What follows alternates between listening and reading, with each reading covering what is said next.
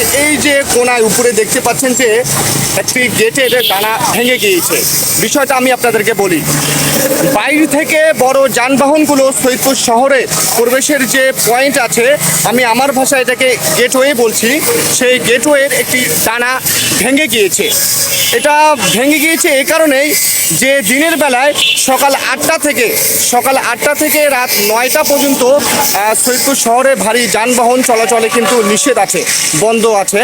তো তারপরও এটা আইন অমান্য করেই কিন্তু অনেক সময় আমরা কিন্তু দেখেছি যে ভারী যানবাহনগুলো দিনে প্রবেশ করে সৈয়দপুর শহরে। এর ফলে কিন্তু সৈয়দপুর শহরে কিন্তু যানজটের সৃষ্টি হয়।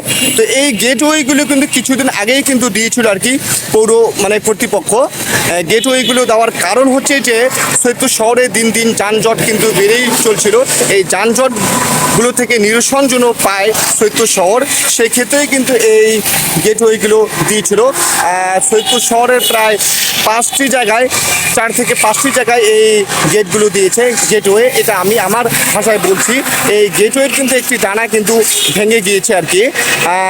এর পাশাপাশি আরেকটি ছোট বিষয় আমি বলে রাখি, এই গেটওয়ের পাশে কিন্তু কয়েকজন দারোয়ান থাকে বা দেখভালের দায়িত্বে থাকে, যে ভারী যানবাহন যেন সৈয়দপুর শহরের জন্য প্রবেশ যেন না করে, সেক্ষেত্রে কিন্তু কয়েকজন কিন্তু এখানে কিন্তু দেখভালের জন্য থাকে আর কি।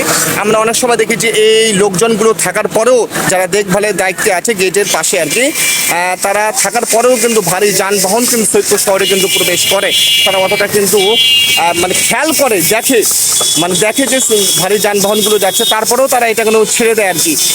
এটা বসানোর আমি পাশাপাশি আরেকটি বিষয় বলে রাখি যে বেশ কয়েকটি জায়গায় আমরা লক্ষ্য করেছি যে এই পাহারাদারগুলো থাকার পরেও কিন্তু ভারী যানবাহনগুলো কিন্তু সৈয়দপুর শহরে প্রবেশ করছে।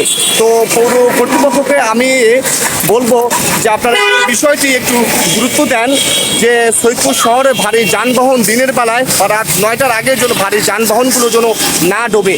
আর এটা যারা ভেঙেছে তাদেরকে আইনের আওতায় নিয়ে আসা হোক।